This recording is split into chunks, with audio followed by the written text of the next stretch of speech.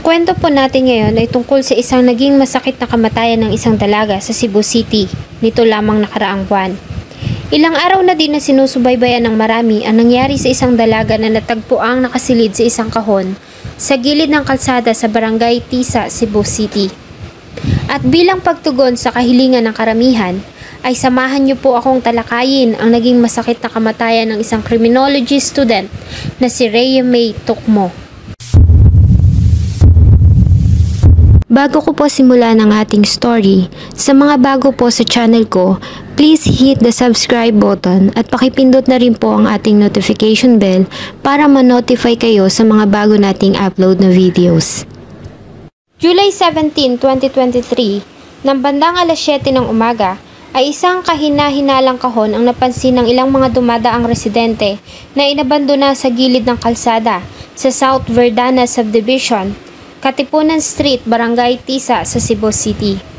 Ang nasabing kahon ay napansin din ng isang security guard na naka-duty sa malapit na private subdivision sa lugar, ngunit hindi niya ito pinansin sa pag-aakalang ito ay nalaglag lamang mula sa isang courier o delivery van.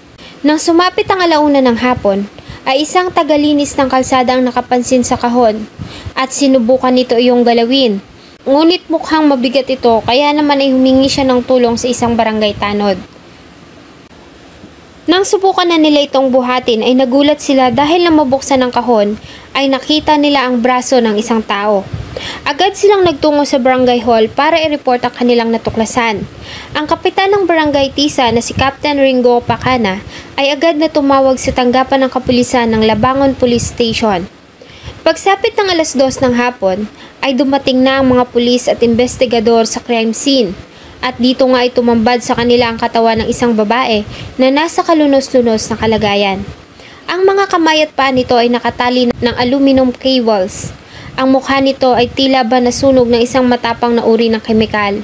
Marami din itong mga pasa sa iba't ibang bahagi ng katawan. Nakabaluktot ang katawan nito at nakabalot ng puting kumot na nakapaloob sa isang kahon na binalutan ng packaging tape. May tama din ito na saksak sa kanyang kaliwang dibdib at may mga nakataling interior ng gulong sa kanyang katawan at leeg.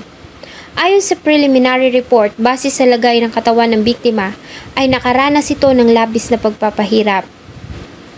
At dahil sa wala pang pagkakakilanlan, ay pansamantala nila itong dinala sa St. Francis Funeral Homes sa North Bacalso Avenue. Kinabukasan July 18, 2023, ay kinilala ang biktima na ang 19 years old na dalaga na si Rhea May Tukmo na nagmula sa Panabo City sa Davao del Norte. Ang biktima ay positibong kinilala ng kanyang kaibigan dahil sa kanyang umanong suot na itim na short na paborito nitong suotin, kwintas, dental braces at tattoo. Sa paglabas ng identity ng biktima ay agad silang nagsagawa ng background check tungkol sa mga aktibidad nito at mga huling nakasalamuhang tao. July 19, 2023 ay dumating ang nakatatandang kapatid na babae ni Rhea May sa Cebu kasama ang ama nito. At dito, muli ay positibo nilang kinilala ang biktima na si Rhea May Tukmo. Ayon sa kanila, si Rhea May ay bunso sa 3 magkakapatid, puro kababaihan. Si Rhea May ay naninirahan sa kanyang nakatatandang kapatid na si Poblasyon mula na maghiwalay ang kanilang mga magulang.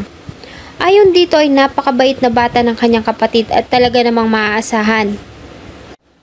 Wala din umano siyang naging problema sa pag-uugali nito at ni minsan ay hindi ito sumagot sa kanya kapag napapagalitan. Madali din itong mag-sorry at sobrang galang. Ngunit mahiyain ito kahit pa nga sa kanila at nahihiya talaga itong manghingi ng pera kahit pa nga pambili nito ng kanyang mga personal needs. Pangarap umano ni Rhea May ang makatapos ng kolehiyo para makatulong sa kanilang pamilya. Kaya naman ay nag-enroll ito ng kursong criminology sa Panabo City sa Davao del Norte. At kapag naman walang pasok ay tumutulong ito sa pag-aalaga sa kanyang 5 taong gulang na pamangkin. Hanggang sa magdesisyon na lamang itong tumigil muna sa pag-aaral at nagpaalam sa kanyang ate na magtatrabaho sa Davao City. Ayon sa kanyang ate, ay pinilit niya ito na ipagpatuloy ang pag-aaral at siya na ang bahala sa mga gastusin. Ngunit naging buo ang pasya nito na magtrabaho muna para makaipon ng pera at hindi makadagdag sa mga iisipin ng kanyang kapatid. At dahil nga sa pamimilit nito ay pumayag na ang kanyang ate at pinayagan nito si Rhea May para magtrabaho sa Davao. Ngunit lingid sa kanilang kaalaman ay imbes na sa Davao ay nagtungo ang dalaga ng Cebu noong July 14, 2023 para sa trabaho na inialok ng kaibigan nito na si Jewel Smith sa Mandaue, Cebu City. At dito ay nagtrabaho ito sa isang bar and restaurant kung saan ay ilang araw pa siya na tumuloy sa staff house bago ito lumipat sa isang paupahang bahay sa Barangay Look, Mandaue City, kasama pa din ang kaibigang si Jewel Smith. Ayon sa pamilya, ay nagulat na lamang sila na nasa Cebu ang dalaga nang minsan ay tumawag ito sa nakatatandang kapatid na babae at nagpatulong para magpabook ng tiket pabalik ng Davao sa July 21, 2023 para umattend sa isang pagtitipon. Sa kabila ng pag-aalala at pagkagulat, ay sinigurado naman sa kanila nito na okay siya sa Cebu at maayos ang kanyang kalagayan. Hanggang sa makatanggap na lamang sila ng balita na ito ay natagpo ang wala ng buhay.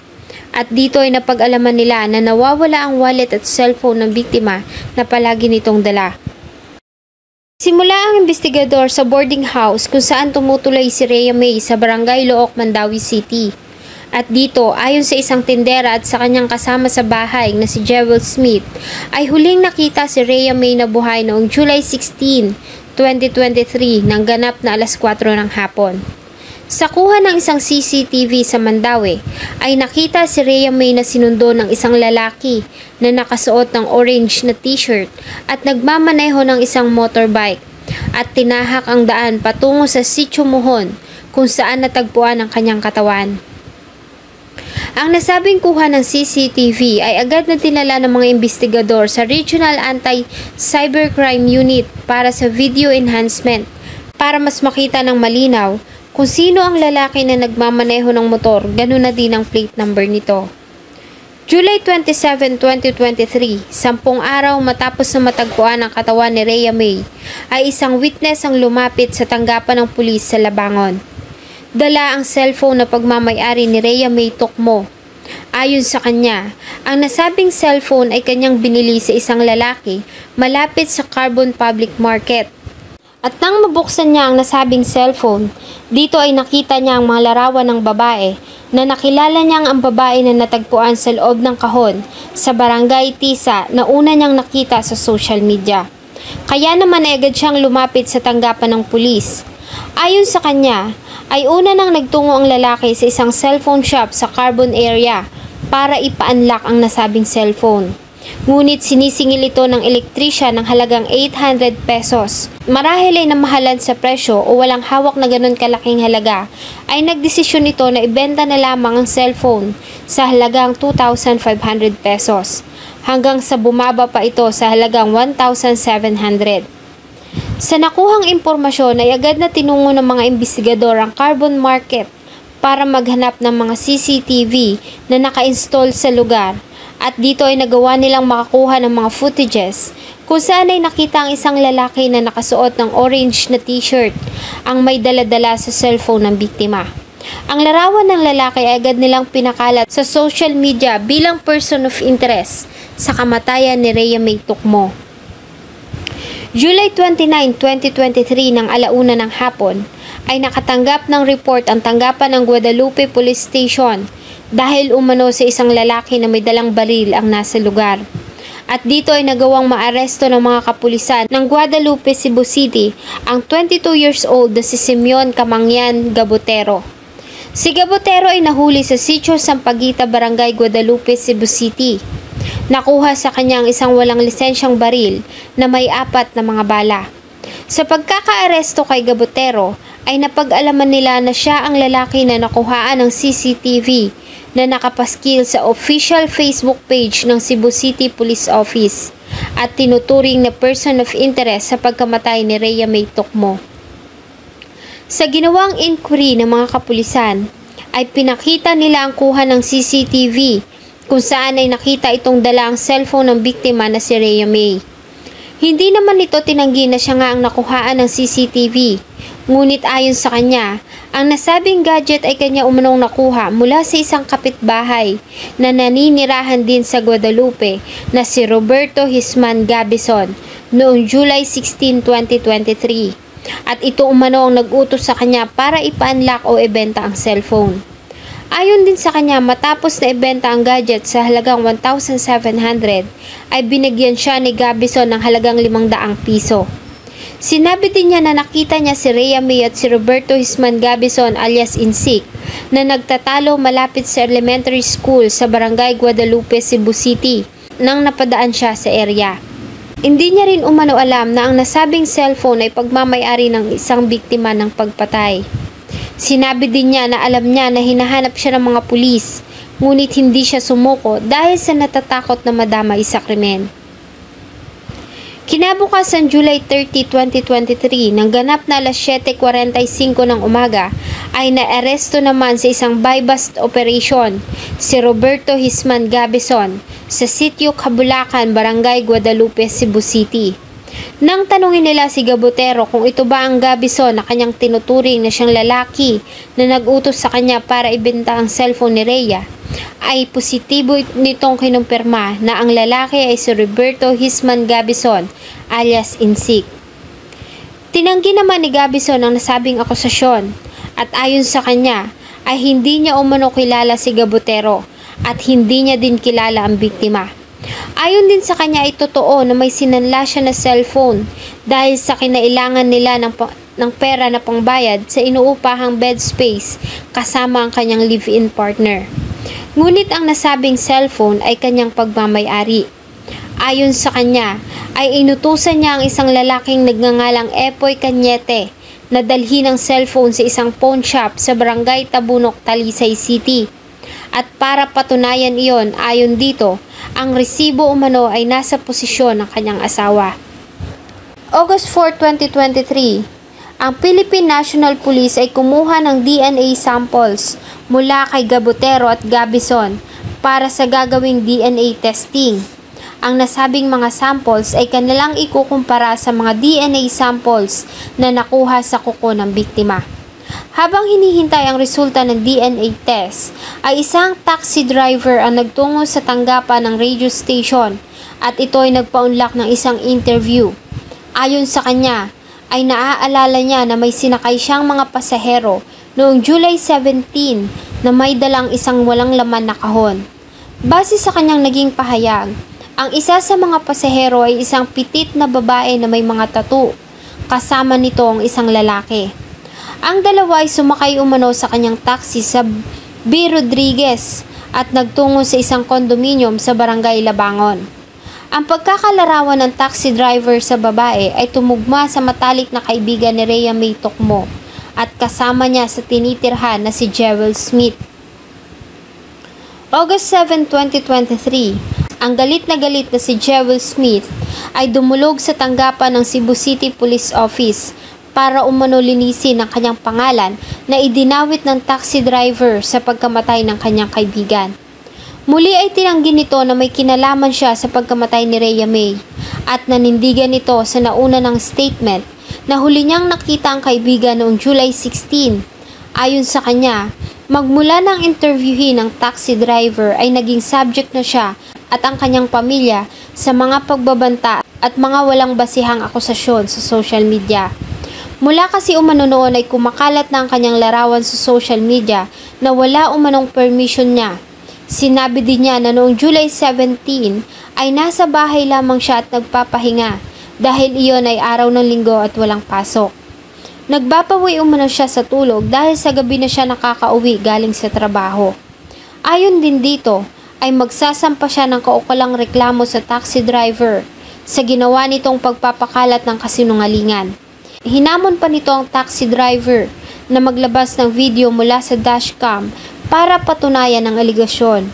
Ayon din kay Jewel Smith, ay huli niyang nakasama si Rhea May noong July 15. Kumain umano sila ng kaibigan sa ilalim ng tulay ng Look. Si Jewel Smith at Rhea May ay nagkakilala sa Panabo City, Davao del Norte. Dumating si Jewel ng Cebu noong April at si Rhea May naman ay sumunod sa kanya noong June para maghanap ng trabaho. August 10, 2023, sa resulta ng isinagawang DNA test ay nagmatch ang DNA samples na nakuha sa biktima sa DNA samples ng 22 years old na si Simeon Gabutero. Dahil dito ay umiiyak na inamin ni Gabutero ang kanyang ginawang krimen. Nagbigay ito ng kanyang extrajudicial confession sa Cebu City Prosecutor's Office. Ayon sa kanya, ay nakilala niya si Rhea May Tocmo sa pamamagitan ng social media account na Facebook hanggang sa magkaroon sila ng relasyon ng dalaga na nagsimula noong December 5, 2022. At kahit pa nga sa Facebook lamang sila nagkakilala, ay talaga namang napamahal siya dito. Ayon kay Gabutero, bilang isang construction worker, ay kumikita siya ng 400 piso araw-araw at halos lahat umano ng kanyang kinikita ay pinapadala niya sa nobya na si Rhea May Tocmo para ipanggastos nito sa pag-aaral sa Davao.